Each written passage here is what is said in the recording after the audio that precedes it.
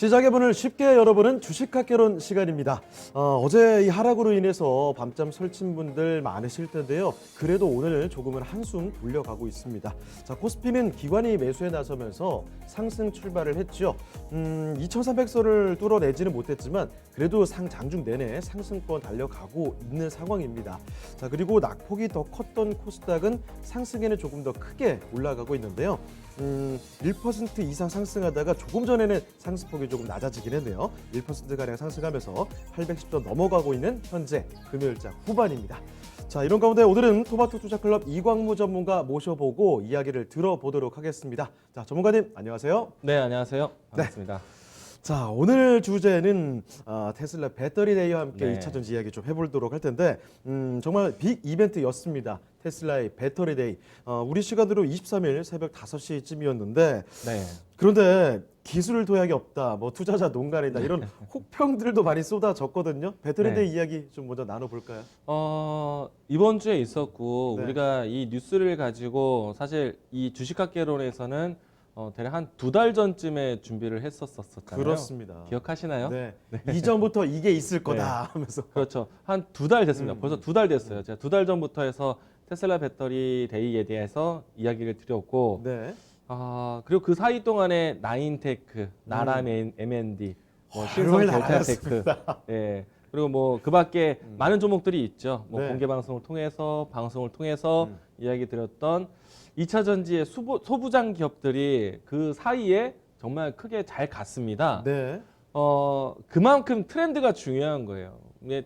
배터리 데이가 당장 내일인데 오늘 준비하면 안 되는 것이고 그렇죠. 미래를 위해서 준비를 해야 되는 겁니다. 트렌드는 이광문 전문가. 네. 한두 달 뭐 미리 앞서서. 예, 일단 이제 앞으로 미래를 위한 이제 준비 이야기들을 건네드릴 것인데 네네. 사실 이제 이미 이제 그 이벤트가 끝나고 난 다음에 결과론적으로는 시장에서 아쉽다, 네. 실망스럽다라는 이야기들이 나왔고 워낙에 많은 분들이 네. 기대를 했기 때문에. 그 때문에 이제 테슬라의 주가도 급하게 떨어졌거든요. 그렇습니다. 네. 그리고 또 테슬라 때문에 올라왔었던 2차 전지 관련된 종목들도 크게 하락을 했습니다. 예. 그리고 워낙에 이제 시장에 관심을 받았었던 섹터였기 때문에 증시에 대한 하락 부담도 키워갔다라고 해도 과언이 아닌데 네. 일단은 어떤 점이 실망스러웠는가. 네. 그런데 이 테슬라에 대한 관심만큼 좀 아쉬움이 있었지만은 네. 이 관심은 분명히 어떤 것을 남기거든요.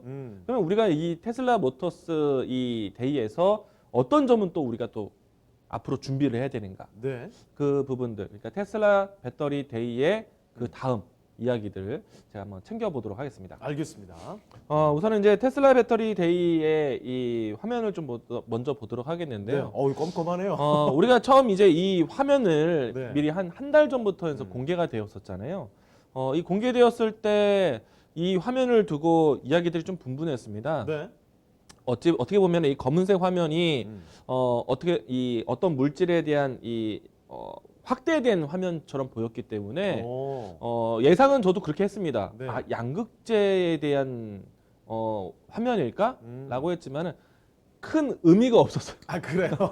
지나고 나니까 이거 아무 의미 없는 네, 거예요? 큰 의미가 없었습니다. 어, 이것에 대한 굳이 뭐 특별한 해명도 없었어요. 네. 그러나 일단은 이제 그 포럼의 내용에서는 네. 신기술에 대한 내용들은 분명히 담겨져 있었어요. 예. 그 부분에 대해서 좀 볼 것 같고 어떤 점이 좀 실망스러웠는지 네. 그래도 어떤 이야기들이 주로 나왔는지 하나 보도록 하겠는데요. 막연하게 아니라 구체적으로 네. 봐야 되겠죠?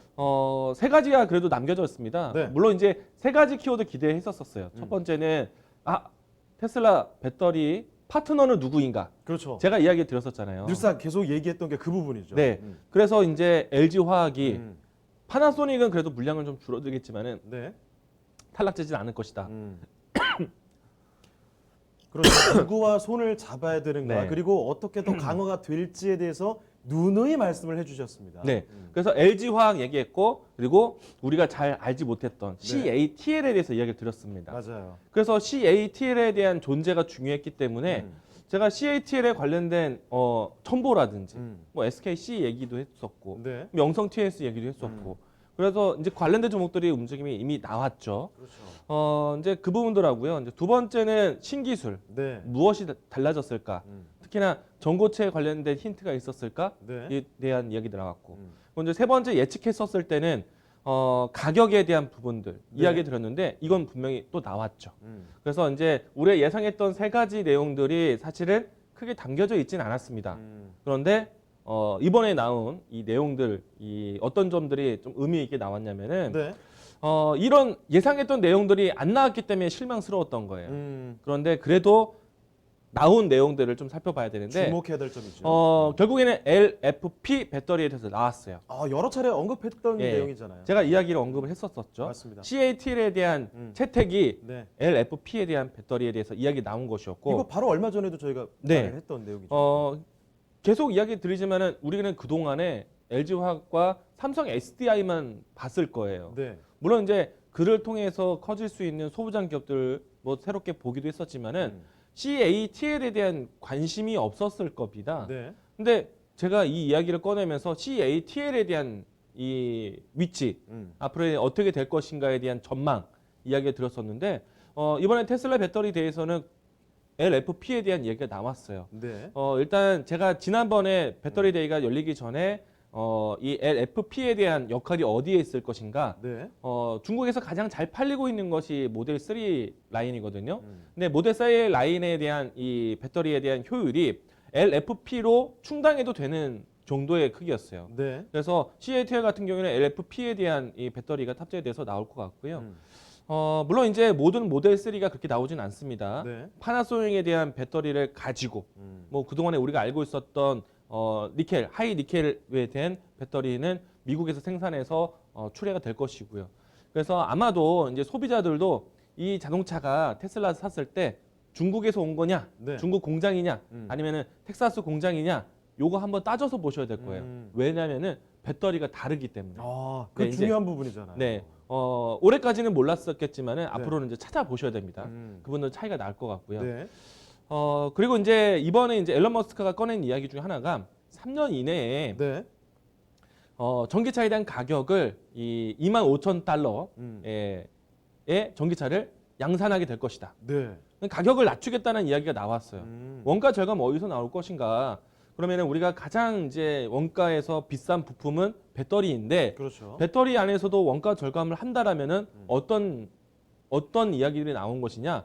사실 이런 얘기 나오다 보니까 역시 생각보다 먹을 게 없었다라고 얘기했었는데, 네. 근데 결국엔 이 내용이요 신기술로 간다는 얘기거든요. 네. 그러면 뭘로 줄일 것이냐? 사람들은 이걸 그냥 25,000불 말도 안 되는 얘기. 아쉽다. 이게 뭐가 중요해? 네. 나 내일 LG화학 사야 되나? 삼성 SI 사야 되나 중요한데 당장 궁금한 게 예, 필요했는데. 이게 뭐가 중요해? 근데 결과적으로 이 내용도요. 네. 25,000불에 대한 내용이 사실 지금 현재 테슬라 모터스 모델 3 같은 경우에는 45,000불이거든요. 예. 그러면 우리나라 금액으로 했을 때 5,500만 원 정도인데 맞나요? 네, 5,500만 원 정도. 그 정도 되겠죠? 예. 근데 25,000불로 낮춘다고 했는데 이게 굉장히 반값처럼 보일 수는 있어요. 네. 그런데 25,000불 근접한 전기차가 실제 있습니다. 그래요? 예. 쉐보론에서 나온 게 있어요. 네네. 쉐보레에서 나온 게 있습니다. 네네. 그렇기 때문에 아주 혁신적인 가격은 아니었다. 아예 뭐 애초에 불가능한 이런 가격대는 그렇죠. 아니었던 거군요. 근데 뭐 지금 저도 이제 그 자동차 모델에 대한 성능을 제가 직접 시승해 본 건 아니기 때문에 네. 테슬라 모터스하고 지금 이제 쉐보레 나오는 자동차하고 성능에 대한 부분들이 외관상의 차이는 좀 크겠죠. 네. 약간 스포티한 거하고 좀 뭔가 좀 그 보급형하고 좀 다르겠지만은 성능에 대한 부분들, 배터리에 대한 성능에 대한 비교한다면은 그 성능이 큰 차이가 없었다는 얘기예요. 네. 그러면은 테슬라에 대한 기대감, 우리 자동차가 좀 더 싸게 나올 것이야라는 그러니까 뭔가 희망적인 메시지는 남겼지만은 당장의 테슬라 모터스에 대한 매력은 반감이 될 수도 있다는 얘기죠. 그리고 이제 이 부분도 보다 보니까 실망스럽다는 얘기 나왔는데요. 근데 사실 근데 시청자분들도 아셔야 되는 게 낮춘다라고 했을 때 네. 크게 낮춘 거잖아요. 그러면은 어디서 가격을 낮출까를 우리가 생각을 해봐야 돼요. 예. 그게 이제 이 테슬라 배터리 다음에 우리가 이제 다음 찾아가야 되는 네. 정답이거든요. 어디서 낮출까? 배터리에서 낮추는 거예요. 네. 그래서 이제 배터리에서 낮춘다고 해서 앞에 장 보겠습니다. 배터리에서 낮춘다고 해서 우리가 이제 가장 비싼 이 소재가 코발트예요. 코발트. 그래서 맞아요. 이제 이 그 전에도 코발트를 코발트에 대해서 언급을 또 해주신 그렇죠. 바가 있습니다. 코발트를 계속 낮춰야 돼요. 네. 지금 그래서 이제 대체되고 있는 게 니켈을 올리면서 하이 니켈, 네. 코발트를 낮추는. 그리고 나중에는요 LFP에 대한 얘기 나온 것도 사실은 네. 어떻게 보면 코발트 프리, 코발트를 아예 제외하고 배터리를 만들 수 있는 기술. 비싼 소재는 빼자. 네. 어. 그렇게 가는 것이 이제 기술이다. 네.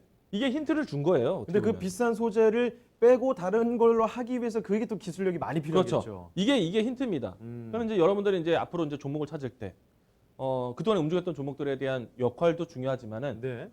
코발트를 없이 진행할 수 있는 기술을 가지고 있는 회사들. 음. 그런 회사들에 대해서는 주목해 하셔야겠죠. 네. 예. 그리고 세 번째. 이게 아마 이제 여러분들이 테슬라 배터리 데이 지나고 난 다음에 가장 큰 재료가 되지 않았을까 생각합니다. 이 키워드가 크게 그렇죠. 주목을 받았어요. 자율주행. 맞아요. 오늘도 자율주행 관련된 종목들 움직임이 좋았거든요. 네. 테슬라 배터리 데이가 23일 날 이루어졌고 예. 그래서 이제 어제와 그제 예, 이 자율주행 관련된 종목들이 급등세를 보였습니다. 그렇습니다. 20% 이상 훌쩍훌쩍 올라가더라고요. 네. 그런데 1개월 이내에 완전 자율주행차 뭔가 현실이 되는 것에 대해서 희망은 좀 가져봤지만은 네. 사실 현실 가능한 얘기일까? 이거 가능할까 물음표가 좀 많이 붙기도 그렇죠. 했어요. 그래서 실망스럽다. 음. 네. 근데 이 완전 자율주행차로 한 달 이내에 나왔을 때 네. 이것을 사용할 수 있을까? 음. 저는 아니라고 봐요. 지금도 사실 오류가 나거나 하는 뭐 사고 사례나 이런 것들 나오고 있지 않습니까? 예. 근데 이제 우리나라에서는 실질적으로 뭔가 이걸 도전하는 이 운전자는 많지는 않은 것 같아요. 네. 그런데 미국 같은 경우에는 워낙에 이제 긴 직선형의 도로가 있다 보니까 네. 자율주행에 대한 사용은 곧잘 하는 것 같긴 음. 합니다. 근데 우리나라에서는 좀 제한적이죠. 도로 폭도 네. 그렇고 뭐 주차 정차 문제도 그렇고 예. 복잡한 게 많아요. 근데 이거 직선도를 다리는 거를 자율주행이라고 할 수는 없겠죠. 잠깐 핸들을 내려놓고 하는 것뿐밖에 안 되니까. 낮은 수준의 자율주행 아닌가요? 그렇죠. 그렇기 때문에 이제 실망스럽다는 얘기인데 저는 이게 한 달 이내에 나온다 한들 소개한다 한들 현실 가능한 그런 자동차는 아니다라고 생각이 되는 게 오늘 그런 내용들을 좀 담겨서 이야기 드리겠고요. 알겠습니다. 그리고 이제 다음은 이제 배터리가 분명히 또 새롭게 소개가 됐습니다. 네. 이게 이제 차세대 배터리라고 할 수는 없지만은 기존에 있었던 테슬라 모터스의 배터리를 이제 다음 세대의 배터리를 이제 공개를 했는데 네. 일단은 크기적으로 봤을 때는 기존에 있었던 원통형보다는 좀 커졌어요. 이 크기는 대략적으로 제 주먹보다는 작습니다. 네. 그러니까 아이들의 손 주먹만한 크기가 되지 않을까 생각이 되는데 아마도 이제 이 배터리에 대한 효율을 높이기 위해서 조금 더 크기를 구현시킨 것 같고 네. 우선은 내용을 보시게 되면은 그냥 읽어드리겠습니다. 네. 이 에너지 효율에 대한 능축을 이제 5배 이상 올렸다. 그리고 이 에너지 효율을 높이는 5배 이상에서 이 네. 출력에서는 6배 이상 나올 수 있는 배터리다. 굉장히 크게 네. 달라졌네요. 그리고 기존에 있었던 주행 거리보다도 16%가 더 늘어났다라고 이번 새로운 배터리가 소개가 되었는데요. 네. 만약에 이제 기존에 있었던 배터리에 대한 크기가 유지되면서 뭐 이 안에서 있는 이제 도입되는 소재에 대한 변화만 나왔다라면은 아마 이제 소재에 대한 기술 개발하는 뭐 예를 들어서 LG 화학이라든지 삼성 예. SDI, SK 이노베이션과 같은 직접적인 회사들에 대한 역할도 중요하겠지만은 일단은 크기가 달라졌다는 거는 이것을 뽑아내는 외형적인 제품에 대한 크기가 달라진 거예요. 네. 그러면은 제품을 뽑아내는 관련된 소부장 기업들은 같이 보셔야죠. 네. 예를 들어서 나인테크라든지 나라 M&D, 신성 델타테크 어. 이런 기업들은 역시나 이번에서 소외되지는 않을 것이다. 실제로 잘 갔잖아요. 예, 그렇습니다. 그러니까 이거 외형적인 부분들을 이제 패키징을 해줬던 기업들이기 때문에 소외되지는 않을 것이다. 네. 이야기를 드리는 것이고요. LG 화학이라든지 아니면 네. 테슬라 모터스에서 판매가 늘어난다면은 그들 기업들도 이 외형적 변화를 따라갈 것이기 때문에 긍정적으로 봐도 좋다라고 이야기 드리겠고요. 네. 다만 이제 앞으로 차세대 배터리에 대한 소재에 대한 개발이 어떻게 되는지에 대해서는 우리가 테슬라에 대한 발표는 좀 더 지켜봐야 됩니다. 네. 근데 적어도 5배 이상 밀도를 높여 이제 고효를 했다는 거는 밀도를 높여서 효율을 높였다는 얘기거든요. 그러니까 이 밀도를 높이는 데 있어서 하이 리케화가 됐다는 것은 좀 우리가 좀 예측해 볼 수 있을 것 같고요. 네. 다만 이제 그 가성비에 대한 부분들이 16%밖에 높아지지 않았기 때문에 아주 커다란 기술 개발은 아니었다라고 생각을 합니다. 대신에 이제 제가 앞으로 그동안에 제가 한 2달 전부터 해서 이 테슬라 배터리를 앞두고 네. 바뀌고 있는 투자에 대한 방향성에 대해서 얘기 들었었는데 양극재 같은 경우에는 다 결정체가 아니라 단 결정체가 단결정체. 되면서 그리고 양극재에서는 니켈에 대한 비율을 높이는 것이 효율을 높이는 기술이다라고 했어요. 하이니켈. 왜냐하면은 밀도를 높이기 위해서 네. 니켈을 많이 더 넣으면서 하이니켈 네. 그래서 밀도를 높이는 그런 기술로 가고 있다고 말씀드렸고 음극재 같은 경우에는 실리콘 음극재라든지 이와 같이 첨가제를 통해서 효율을 높이는 방법들 네. 그때 제가 화학식들 많이 보여드렸잖아요. 맞습니다. 네. 갑자기 또 벌써 어지러지네요. 예, 그 부분에서 이제 음극재에 대해서 네. 얘기를 드렸었고 다만 이제 음극재에 대한 소재 개발에 대해서 천연 흑연이 아니라 흑연에서 네. 뽑아내는데 네. 천연 흑연이 아니라 앞으로 인조 흑연으로 해서 인조로. 첨가제에 대한 역할이 중요할 것이다. 근데 이거 사실 복잡했던 얘기들인데 네. 여러 차례 듣다 보니까 그 용어들 이런 것들이 다 기억이 납니다. 그렇죠. 그리고 난 다음에 주가로 이제 반영이 되잖아요. 맞아요. 주가가 올랐잖아요, 실제로. 음. 네, 그렇기 때문에 기술에 대한 트렌드를 따는 종목들은 분명히 네. 필요했다. 그럼 전해질 같은 경우에는 어떤 전해질로 가느냐? 역시나 이제 첨가제에 대한 역할 그리고 이제 앞으로 전고체 배터리로 가게 되면은 전고체. 가장 중요한 거는 가장 핵심적인 팩트는 전해질이 네. 전해액이라고도 하는데 네. 전해 액체가 네. 전해 고체로 바뀌는 고체로. 것이다라고 얘기 들었어요. 그럼 고체로 바뀌었을 때 이 앞으로 이제 좀 더 이 첨가될 수 있는 소재에 대한 변화 네. 그리고 이제 바인더에 대한 역할이 생길 것이다. 그래서 이제 바인더와 관련된 회사들 보자라고 얘기 드렸었고요. 그리고 이제 분리막 같은 경우에는 네. 지금 독일하고 일본에 의존하고 있는데 국산화에 대한 문제들 음. 그리고 분리막에서는 필름을 넓게 뽑아내는 게 기술이다라고 말씀드렸는데 네. 그 관련된 회사들 움직임이 좀 나오고 있고요. 이렇게 이야기를 들었었는데요. 분명히 이제 앞으로도 이런 내용들은 반복이 될 겁니다. 네. 그런데 가장 중요한 거는요. 이제는 양극재, 음극재, 전해질, 분리막에 대한 내용에 대한 발전보다는요. 네. 과연 지금 쓰고 있는 양극재, 음극재, 전해질, 분리막에 대한 구조가 달라지는 거잖아요. 네. 전고체 배터리로 가게 되면은 그 구조가 달라지게 되는 겁니다. 달라지게 됐을 때 가장 달라지게 해주는 기술이 중요해요. 그런 것들에 대해서 찾으셔야 됩니다. 네. 물론 이제 제가 나중에 강의를 한번 제대로 한번 해드릴 거예요. 음. 근데 지금은 이야기를 좀 사실 아끼고 싶습니다. 네. 상장된 회사가 한 곳밖에 없거든요. 아 그래요? 네. 그래서 저는 아낄 겁니다. 네. 네, 나중에 이야기 드릴게요. 근데 일단 저는 알고는 있습니다. 네. 확실히 알고 있어요. 그 기대하고 있겠습니다. 네, 분명히 기대해- 약속해 주셨어요. 예, 기대하세요. 아주 그냥 절호의 자리에서 그 한 종목을 이야기 드리겠습니다. 알겠습니다. 그럼 오늘 할 얘기 조금 더 풀어보도록 네. 하죠. 이제 일단은 테슬라 배터리에서 나온 이야기들을 계속해서 좀 이제 분석을 할 건데 네. 가장 이슈가 되었던 건 자율주행에 대한 키워드였어요. 그렇습니다. 근데 가장 믿음이 안 가는 게 또 자율주행. 한 달 이내에 자율주행 차가 나온다. 역설적이네요. 저는 이게 안 나올 것 같아요. 근데 왜 그러냐면은 자율주행 차가 나오려면요. 가장 기본적으로 준비되어야 되는 거는 자동차를 잘 만드는 게 아니라 네. 5G, 어. 통신이 구축이 되어야 되는 거예요. 그 모든 것들이 즉각 반응되고 그렇죠. 연결이 돼야 되니까요. 예를 들어서 이제 자율주행차라는 거는 차체 내에서 유능한 컴퓨터가 있어서 네. 주변의 사물들을 보면서 바로바로 뭔가 옛날에 전격 제트 작전 같은 네. 그런 자동차가 나타나서 움직이는 그런 것이라고 상상할 수 있겠지만은 네.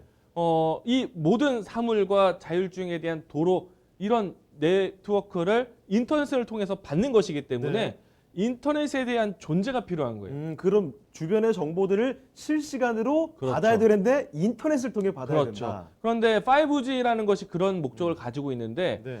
기존에 있었던 3G, 4G, 4G LTE 그리고 5G 세대를 바꾸는 이유가 뭘까? 왜? 앞으로 이제 방대한 데이터에 대한 양을 컨트롤할 수 있고 네. 그리고 데이터에 대한 지연을 거의 없애는 거죠. 음. 만약에 지연에 대한 현상이 인터넷이 잠깐 끊겼다. 네. 그러면 손을 놓고 다니고 있었던 자율주행차 같은 경우에는 바로 생명과 직결됩니다. 그렇죠. 사람이 만약에 나왔는데 0.01초만 해도 잘못하면 그렇죠. 큰 사고가 날 수 있잖아요. 맞습니다. 그래서 이 5G가 반드시 필요한 환경이 있어야 된다. 네. 근데 LTE에서 구현을 못하는 건 아닙니다. 음. 못하는 건 아니지만은 LTE에서 구현하는 그 신뢰도보다 네. 5G에서 구현하는 신뢰도가 훨씬 더 높기 때문에 5G에 대한 시장 환경이 조성되지 않은 한 완전 자율주행차는 의미가 없는 거죠. 네. 예, 없다는 거죠. 네, 단계가 완전하지 않다는 얘기입니다. 네. 그러니까 일론 머스크가 이렇게 이야기를 꺼낸 거는 현실 가능한 얘기가 아니란 얘기예요. 음. 예를 들어서 5G가 설치되어 있는 우리 동네에서만 타는 거예요. 네. 네. 그러니까 아니 이게 자동차가 지금 전문가님 말씀해 주신 대로 자동차가 아무리 완벽한 기술을 갖고 있어도 지금 주변의 정보를 제대로 전달해 주지 네. 못하면 얘가 판단을 못 내리는 거잖아요, 지금. 게다가 이제 자율주행차라는 거는 5G 통신 인터넷 잘 터지는데 네. 거기만 간다고 해서 되는 것이 아니에요. 그렇죠. 뭘 봐야 되느냐? 음, 이제 하나씩 보도록 하겠습니다. 알겠습니다. 다음 사진도 볼게요. 음. 일단은 5G가 필요한 거는요. 자동차 하나하나 연결되어 있는 통신을 연결하게 됩니다. 네. 우리가 이제 이 5G에서 이제 앞으로 6G가 넘어가게 되는데 지금 일단은 5G에서 이 자동차와 간에 모두 다 연결이 되게 될 거예요. 네. 내 자동차만 연결되어 있는 것이 아니라 상호 통신에 대한 부분들이 연결되게 될 겁니다. 이런 상태가 되기 때문에 자율주행차는 만들어질 수가 없어요, 지금은. 네. 다음 자료도 보도록 하죠. 근데 이게 자동차와 자동차의 연결이 아니라 보시게 되면은 그냥 상상 속으로만 네. 모든 수많은 이 음. 여러 가지 이 정보들과의 소통이 되면서 자율주행차 차량이 이제 진행이 되는 것이거든요. 그렇죠. 모든 뭐 기기들, 제품들이 다 연결되는 뭐 한마디로 초연결 아니겠습니까? 그렇죠. 예. 사진을 잠깐 제가 그냥 말로써 얘기 드리면은 여기는 차량과 차량에 대한 앞차와의 정보도 나눠야 되고 네. 이 주변에 있는 도로에 대해서도 인지가 돼야 되고 신호등과 그밖에 이 전체적인 이 건물에 대한 지형과 이런 것들이 모두 다 연결돼 있어야 되는 거예요. 그렇죠. 그렇다 보니까 이런 환경이 조성되지도 않은 채 우리나라도 아직 이게 갖춰지지 않았는데 네. 미국이 당연히 갖춰질 일이 만무하고 그렇기 때문에 이제 완전한 자율주행차라는 건 없는 거죠. 환경이 안 만들어져 있는데 네. 이걸 어떻게 만듭니까? 네, 다음 자료 하나 보도록 하겠습니다. 네. 자, 우리가 이제 무엇을 필요로 하냐면요. 사실 통신만 있다고 되는 것이 아니라 네.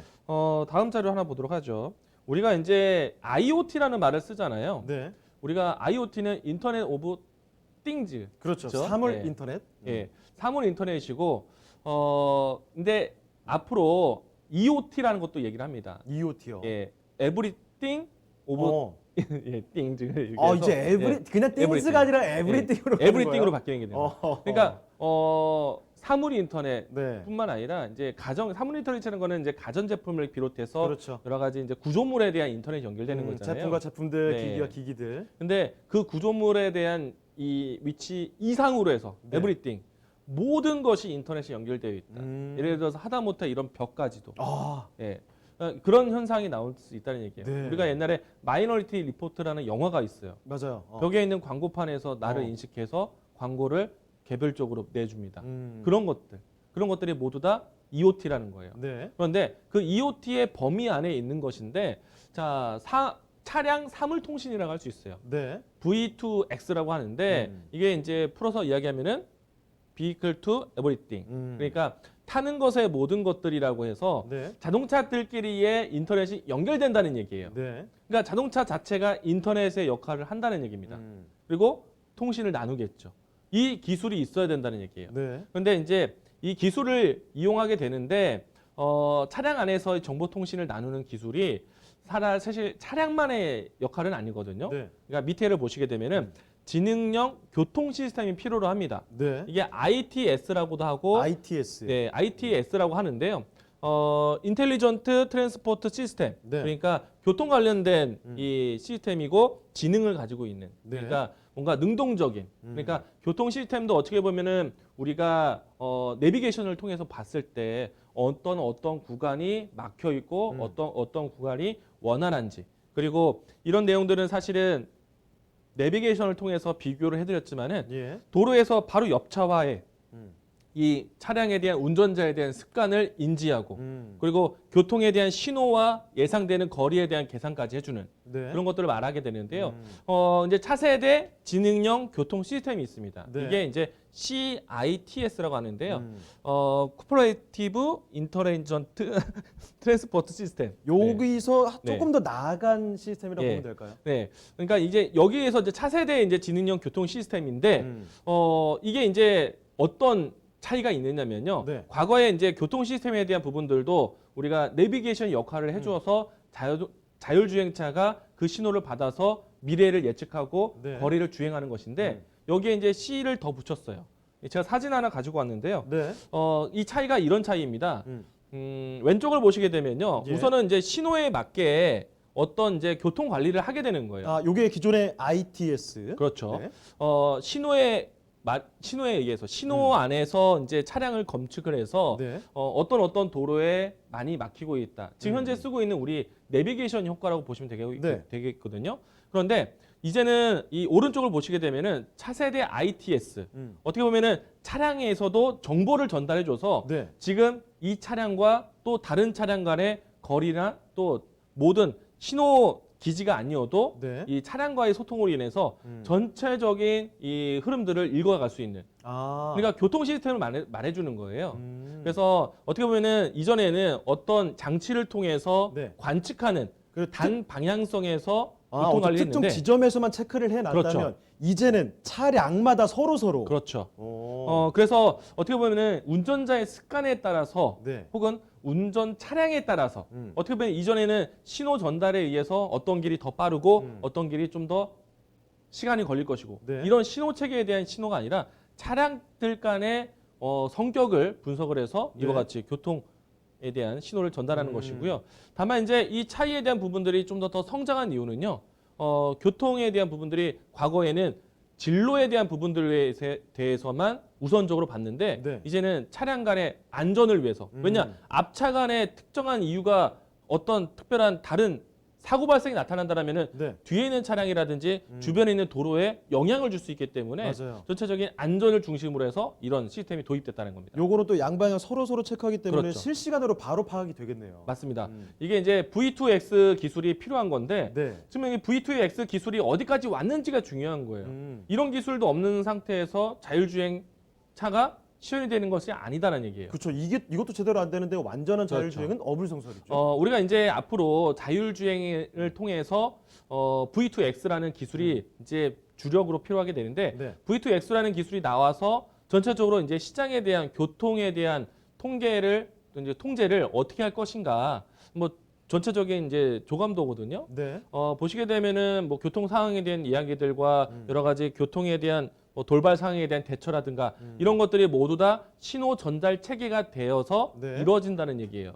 자, 이런 것 때문에요. 자율주행에 대한 키워드가 나왔을 때 V2X 관련된 기업들도 살펴보셔야 되는 거예요. 네. 근데 지금은 일방적으로 V2X가 아니라 자율주행에 대한 과거에 사실 지금 현재 움직이고 있는 자율주행 차들 같은 경우에는 ADAS라고 해서요. 네. 자율주행이라기보다는 운전자에게 도움을 줄 수 있는 센서 관련된 회사들이 많이 움직이고 있거든요. 근데 이런 통신 기술이 먼저 필요하다는 얘기예요. 네.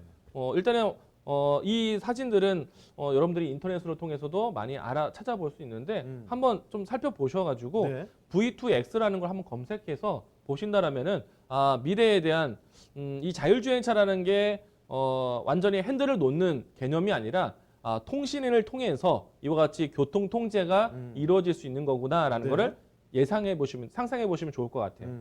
자, 다음 자료도 보도록 하겠습니다. 네. 자, 이제 자율주행을 위해서 통신에 대한 역할이 중요하다라고 했었잖아요. 우리가 이제 통신에 대한 내용들이 여러 가지가 있는데요. DSRC라고 해서 단거리를 위한 통신이 있어요. 네. 사실 지금 현재 자율주행에서 많이 쓰이고 있는 내용들 중에서도 이 단거리 전용 통신을 통해서 진행하고 있는 예를 들어서 이제 특정한 자율주행차를 위한 스마트카를 위한 도시 계획을 하고 있잖아요. 네. 그런 그런 지역에서는 단거리 전용 통신을 이용하게 됩니다. 여기서 조금 더 발전되어 있는 게 이제 웨이브라는 것이 있어요. 예. 이거는 읽어보시게 되면 우리 와이파이에 대한 내용들도 있고 그리고 우리가 알고 있는 통신 세대가 그냥 웨이브다라고 아시면 되겠는데 예. 대신에 이 웨이브라는 명칭은요. 여기서 보시게 되면 비클 엔바이로먼트. 네. 이거는 이제 교통 환경을 위한 네. 통신. 그러니까 이 내용들이 있는데 앞에서 이야기 드린 것처럼 뭔가 이 스마트 시티를 구성했을 때 그 도시에만 제한적인 통신을 만들기 위한 것이죠. 네. 그러면 이 제한적인 통신 구간을 만들 때는요. 현재의 문제에서는 가장 무엇이냐면은 돌발 상황에 대한 대처는 아직 어려워요. 정해진 신호와 정해진 도로와 네. 정해진 이 사물을 이용해서만 진행하는 것이 진행되고 있고요. 네. 대신에 이제 이 내용들은 앞으로 좀 더 확장이 될 겁니다. 이미 표준화가 이루어졌어요. 네. 인터넷 표준 기술국인데요. I라고 해서 이 촬영용을 위한 무선 통신 표준화를 만든 겁니다. 네. 그러니까 단거리 전용 통신에서 웨이브로 해서 뭔가 표준화를 만들었다는 얘기예요. 그런데 앞으로 우리가 더 중요하게 보는 거는 바로 이 V2X. 네. 그러니까 차량 간의 이 소통을 통해서 네. 전체적인 교통에 대한 통제가 필요하다는 얘기예요. 그래서 지금 이야기하고 있는 통신에 대한 구축이 네. 나와줘야지만 자율주행체. 앨런 머스크가 이걸 한 달 만에 해결할 수가 없다라는 얘기예요. 그러니까 특정 지역에서만 되는 게 아니라 지금 차량끼리 서로 통신할 수 있는 이런 환경 자체도 마련돼야지만 자율주행이 맞습니다. 완전히 될 수 네. 있다. 제가 이제 다음 자료도 보여드리도록 하겠는데요. 네. 차량을 보시게 되면요. 이미 지금 현존에 있는 차량들이 적어도 이 정도의 구성은 갖췄습니다. 어우, 네, 복잡한데요. 보시게 되면은 이미 여러분들 차량을 보시게 되면은 누를 수 있는 버튼들이 많고 네. 그리고 운전하다 보면은 울리게 되는 경고음들이 굉장히 다양해졌습니다. 맞아요. 요즘에는 뭐 예. 옆에서 뭐 지나가면은 뭐 소리가 막 나더라고요. 맞아요. 물론 이제 온 오프 할 수 있는 기능에 대한 권한은 나에게 있지만은 네. 어찌됐든 그런 기능을 모두 다 가동시켰을 때 경고음들이라든지 그리고 보조 시스템들이 많습니다. 맞아요. 이게 정식 명칭으로 해서 ADAS라고 하는데 지금 현재 움직임이 잘 나오고 있는 자율주행차 관련된 테마주 같은 경우에는 네. 대부분 ADAS를 관련된 기업들이에요. 그런데 내용을 보시게 되면은 사실 한눈에 봐도 차량 안에 뭔가 주변을 사물을 인지할 수 있는 센서가 많구나라는 걸 알고 있잖아요. 네. 근데 이 센서가 반드시 필요해요. 왜냐하면 앞에서 얘기 들은 것처럼 V2X를 실현하기 위해서는 네. 각자의 센서에 대한 역할을 다른 차에게 혹은 다른 교통 시스템에게 전달을 해줘야 됩니다. 그렇죠. 각자 이렇게 체크를 해서 그 정보들이 공유가 돼야 되는 거죠. 네. 근데 여기서 가장 중요한 게 무엇이냐면요. 제일 아래 하단에 맨 앞에 있는 라이다 센서. 이게 무엇이냐면요. 다른 센서 같은 경우에는 내 주변에 있는 운전자를 보호하기 위한 센서 기술인데 네. 그러니까 어떻게 보면 근거리에 대한 이 센서거든요. 네. 근데 라이다 센서는 무엇이냐면은 이 차량이 아니라 차량 밖에 있는 공간에 대한 분석을 해주는 거예요. 그래서 차량 밖에 있는 공간이라면은 다른 차에게도 분명히 어떤 정보를 전달할 수 있는 내용들이 많거든요. 그렇죠. 물론 내 앞에 있는 내 주변에 있는 센서도 마찬가지지만 그래서 라이더 센서 관련된 것이 차량 자율주행차였을 때 가장 효과적으로 쓸 수 있는 센서거든요. 물론 이제 다른 것도 당연히 기본적인 것이고. 네.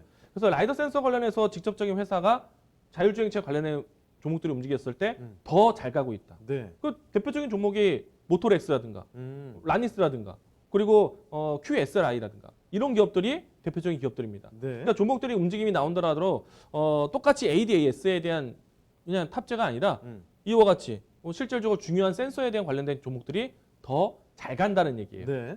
그런 트렌드를 좀 알아야 될 것 같고요.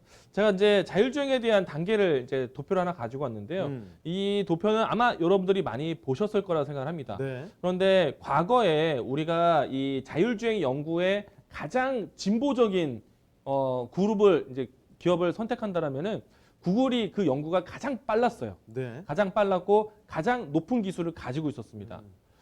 그런데 최근에 와서는 테슬라가 그 못지않게 올라왔어요. 그리고 테슬라가 애플이라든지 구글이라든지 주요 IT 기업들과의 협업을 통해서 네. 자율주행 연구를 하고 있는데 우리가 이제 완전 자율주행이라면은 레벨 5단계, 5단계를 보는 것인데요. 자, 4단계와 5단계에서 보시게 되면은 V2X, V2I, V2V 그리고 또 V2P라는 것도 있습니다. 네. 그게 이제 차량 환경에서 전달할 수 있는 통신에 대한 세대 얘기거든요. 이런 것들이 갖춰져야지만 레벨 5단계가 되는 것이기 그러네요. 때문에 4단계나 5단계는 방금 앞서 말씀드렸던 네. 개념들이 다 적용이 되네요. 네. 그러면은 앞에서 앨런 머스크가 말하는 자율주행 완성차를 하기 위해서는 제가 지금 방금 전에 설명드렸던 통신에 대한 역할 V2, X, V2I, V2V, V2P 이런 것들이 분명히 갖춰져 있어야 된다는 얘기예요. 네. 근데 이게 갖춘 환경인가? 아니란 말이에요. 그렇죠. 네. 근데 이게 한 달 안에 지켜질 수 있는 약속이 아니기 때문에 뭔가 전문가적 시선 안에서 앨런 머스크에 대한 이야기들이 실망감으로 나온 거예요. 그러니까 테슬라 배터리에 대한 실망감이 전체적인 뭐야? 네. 그래서 관련된 움직임이 나왔었던 2차 전지 관련된 종목들도 아쉬움이 더 가중이 된 거죠. 막연한 실망감이 아니라 근거 있는 실망감이라고 볼 수도 있겠군요. 그렇죠. 그러면은 지금까지 이야기한 걸 보면 네. 결국에는 자율주행차에 대한 내용들이 테슬라 데이에서 남겨졌는데 네. 그럼 자율주행차에서 중요한 기술이 무엇일까? 점점 궁금해지실 거예요. 네. 아, 조금 전 이야기했던 V2X, V2i, V2V, V2P 이와 같은 내용들이 중요하겠구나 라는 생각이 되겠죠. 네. 네. 그러면 이제 V2X에 대한 구현하기 위해서 통신에 대한 역할 예상을 해볼 것인데 예. 우선은 앞에서 이야기 드린 것처럼 V2X가 5G 환경에서 진행됐을 때 그리고 LTE 환경에서 진행됐을 때 그리고 앞에서 이야기 드린 것처럼 단거리망에서 진행되었을 때 이 인지할 수 있는 통신에 대한 거리가 어떻게 되느냐 네. 보시게 되면은 단거리에서는 정말 단거리입니다. 정말 짧네요. 그리고 그 이하의 통신에서는 절대 사용할 수가 없겠죠. 그런데 LTE와 5G에서는 통신 거리가 상당히 유사합니다. 네. 그런데 다른 점이 있어요. 어떤 거? 우리가 이제 통신에 대한 여러 가지 그 데이터 전송에 대한 크기가 중요하거든요. 네. 그런데 현재 있는 LTE보다 단연 돋보이는 게 이제 5G란 말이에요. 그렇죠. 5G는 또 영상도 순식간에 전달이 그렇죠. 되잖아요. 그리고 앞에서 얘기 드린 것처럼 이 차량에 대한 V2X뿐만 아니라 모든 사물에서의 everything 네. 인터넷 연결하게 돼서 정보 전달한다면은 데이터망에 대한 사용은 굉장히 늘어나게 될 것이거든요. 정보 양 자체가 굉장할 것 같은데요. 그리고 이제 V2X에 대한 기술이 왜 중요하냐면요. 아직까지도 발전에 대한 부분들이 필요한 것이 네. 다음 사진 하나 좀 여담으로 좀 가지고 왔는데요. 네. 테슬라 모터스에서 분명히 사건 사고가 있었습니다. 네. 우선은 이게 왼쪽에 보시게 되면은 이 센서에 대한 내용들이 네. 대부분 레이저, 혹은 뭐 이제 초음파 네. 이런 것들로 하고 있다 보니 이 빛에 대한 빛으로도 많이 합니다. 근데 그렇다 보니까 이제 빛에 대한 이제 조절이 안 돼서 사고가 났고. 사물을 제대로 인지 못하는 경우도 네. 있네요. 그리고 오른쪽 같은 경우에는 라이더 센서에 대한 역할이 어떻게 보면 이 초저주파로 해서 주변을 사물을 인지하게 되는데 네. 색깔에 대한 인지가 좀 떨어지게 되면서 사고가 나기도 합니다. 색깔. 예. 그러니까 이런 것들이 굉장히 필요한데 네. 우리가 이 도로에 대한 형태가 굴곡이 나오는 것들도 어떻게 보면 인지를 해야 되는 것이고 네. 안전하게 운전자를 모셔가기 때문에 그리고 또 한 가지는 신호에 대한 신호도 받는 것뿐만 아니라 우리가 도로에 그려져 있는 것도 신호거든요. 네. 하단에 어떤 메시지가 써 있는 것도 분명히 신호입니다. 횡단보도도 마찬가지일 거예요. 인지해야 될 게 종류가 그렇죠. 정말 많네요. 근데 보시게 되면은 어떤 이 트럭이란 거는 명확하게 하얀색이 딱 되어 있지만 네. 트럭에 대한 페인트가 달라질 수도 있고 횡단보도도 하나의 신호인데 네. 횡단보도가 시간이 지나면 지워지는 것들도 있어요. 자, 그런 것들에 대한 신호 인지가 지금 네. 완벽한가? 아니란 말이에요. 그리고 이 화면은요. 일단 세종시에서 시행되고 있는 아까 앞에서 ITS에 대한 개념도인데 네. 이게 이제 CITS에 대한 개념도입니다. 얼마나 많습니까? 아, 이런 것들이 모두 다 하나의 내비게이션에 딱 저장이 돼서 네. 저장이 되는 것이 아니라 실시간으로 읽어야 되는 거죠. 이 복잡한 정보들이 그게 그렇죠. 바로바로 실시간으로 지연 없이 맞습니다. 하기 위해서는 진짜 환경이 중요하겠네요. 그렇죠. 정보 전달에 대한 한계가 있다는 얘기예요. 그럼 다음 자료 보겠습니다. 네. 자료도 하나 보도록 하죠. 그래서 이 앞에서 얘기했던 웨이브와 같은 단거리, 네. 중단거리, DSRC LTE, 단거리. 5G 이 내용들을 봤을 때 네.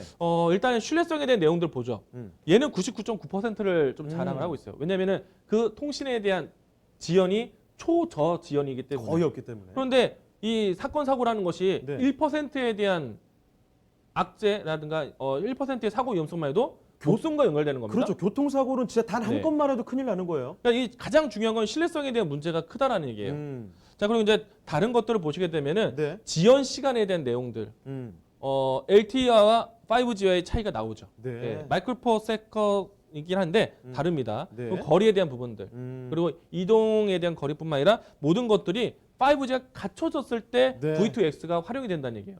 그러니까 LTE에서 구현은 되지만 네. 이거 완전 자율주행 차에 대한 레벨은 아니다라는 얘기예요. 네. 그러면 앨런 머스크가 5G도 이미 다 설치를 끝낸 것인가? 이제 막 버라이즌과 삼성전자가 계약을 한 거거든요. 네. 자, 그러면 이렇게 V2X가 구현하기 위한 통신 기술은 만들어야 되고, 근데 누가 만드는지가 또 중요하잖아요. 그렇습니다. 네, 그 기업이 또 에이스테크예요. 음. 그 에이스테크가 이런 기능을 하기 때문에 제가 작년부터 에이스테크에 대한 존재를 계속 강조드리는 거예요. 지금도 잘 가고 있어요. 네. 지금도 전체적인 추세가 살아 있습니다. 그렇습니다. 그래서 제가 이토마토에서 수익 1등 나오고 있는 종목이 에이스테크예요. 이런 이유 때문에. 네. V2X에 대한 실현할 수 있는 장비의 개발은 네. 에이스테크. 이게 여러분들 외워주시면 좋을 것 같고 네. 다음 자료도 보도록 하겠습니다. 자, 일단 이거는 이제 참고사항에 대한 내용들인데요. 데이터가 급증합니다. 그렇죠. 이거는 이미 자율주행차가 아니더라도 음. 이미 우리가 뭐 넷플릭스, 유튜브, 스트리밍 서비스에 대한 부분들이 늘어나면서 영상 데이터에 대한 부분들이 늘어나면서 데이터 증가가 늘어나고 있어요. 네. 여기에 자율주행에 대한 영상이라든지 신호까지 간다라면은 정말 폭발적으로 늘어나는 데이터에 대한 사용량은 정말 늘어날 거예요. 네. 그럼 여기서 연상되는 게 있죠. 5G에 대한 중요성은 더 필요할 것이고 음. 그리고 데이터의 저장, 데이터 센터에 대한 역할이 필요한 거예요. 자, 그러면은 모든 기업들이 지금 클라우드라든가 서버라든지 이와 같이 센터 구축에 필요한 환경을 만들어야 된다는 얘기예요. 네. 근데 아직은 이제 갖춰가고 있다. 아직 5G에 충분하지 대한 않고. 투자가 이제 이루어지고 있고 데이터 센터에 대한 투자가 이루어지고 있다. 네. 근데 지금 완전 자율주행차가 나올 수 있느냐? 아니란 얘기예요. 그러니까 실망스럽고 그래서 실망스럽기 때문에 그것 때문에 올라갔던 종목들이 내려가고. 그럼 이것을 해결하기 위해서 어떤 것이 또 투자가 나오겠어요? 데이터 센터. 네. 데이터 센터에 대한 수혜는 누가? 반도체가. 음. 반도체가 되는 거죠. 자, 그리고 많은 신호 전달 체계가 있어요. 그리고 이 어떻게 보면은 이 V2X라는 거는 단순한 형태로 해서 온오프에 대한 인지 능력이 아닐 겁니다. 네. 많은 연산 능력이 필요할 거예요. 음. 자, 그래서 시대적으로 보시게 되면은 95년도 때부터 해서 과거 지금 현재까지 슈퍼컴퓨터에 대한 연산 능력이 굉장히 커지고 있어요. 네. 앞으로도 더 커져야겠죠. 음. 그러면 슈퍼컴퓨터에 대한 역할이 커진다라면은 슈퍼컴퓨터에 대한 역할 누가 만들겠어요? 반도체. 그것도 반도체. 예, 이런 반도체에 대한 환경이 음. 5G가 되고 자율주행이 되면은 반도체가 쓰일 수밖에 없다는 얘기예요. 트렌드의 선두로 반도체를 꼽으신 이유가 있네요. 반도체는 기본이라는 얘기입니다. 네. 자, 이제 마지막 자료가 되지 않을까 생각이 되는데 우선은 이제 중요한 센서 관련된 네. 로직인데요. 음. 근데 여러분들이 기억하셨으면 좋겠다는 생각은 앞에서 맨 앞에 네. 자율주행차에서는 정말 센서가 중요하구나. 음. V2X에 대한 가장 기본적인 정보 전달은 센서에부터 오는구나. 네. 요 키워드 따라가시면 돼요. 음. 요 키워드. 제일 많이 눈에 띄는 거는 라이다입니다. 네. 참고하시면 좋을 것 같고요. 다음 자료도 보도록 하겠습니다. 이 라이다 이 자료는 사실은 이제 이 테슬라 모터스의 원가 절감에 대한 얘기를 꺼낸 것인데요. 네, 네. 오늘은 시간 관계상 여기까지만 할 건데 아, 네. 앞에 있는 자료를 하나만 좀 더 설명하겠습니다. 조금 더 깊이 있게 보도록 하죠. 우리가 이거. 이제 IT 기업들이 있어요. 음. 주요 이제 글로벌 기업들이 있습니다. 구글 같은 경우에는요 가장 많이 투자하는 것이 음. 로봇 산업 쪽이에요. 네. 그리고 네이버 같은 경우에는 가장 많이 투자하는 곳이 AI 쪽입니다. 그리고 애플이 가장 많이 투자하는 곳은 스마트카 쪽이에요. 애플이 라이더 센서에 대한 투자를 굉장히 공격적합니다. 네. 그리고 애플과 손을 잡고 있는 회사는 테슬라 모터스예요. 음. 이런 연상을 한다면은 지금 같은 앞으로에 대한 IT 기업들에 대한 트렌드도 앞으로도 여러분들이 참고가 될 수 있을 것 같습니다. 뭐 이 이야기까지만 첨언을 하겠습니다. 네, 알겠습니다. 자, 오늘 이렇게 해서 이관부 전문가와 함께 테슬라 배터리데이에 대한 이야기, 그 이후에 자율주행에 대한 관심도 참 커졌죠. 그래서 5G가 정말 중요하다는 이런 환경적인 이야기와 함께 마지막에 또 반도체도 다시 한번 강조를 해주셨습니다. 자, 그럼 오늘 도움 말씀 주신 이관부 전문가님은 여기서 인사드리겠습니다. 전문가님 고맙습니다. 네, 고맙습니다. 자, 슬슬 마무리할 시간 다가왔네요.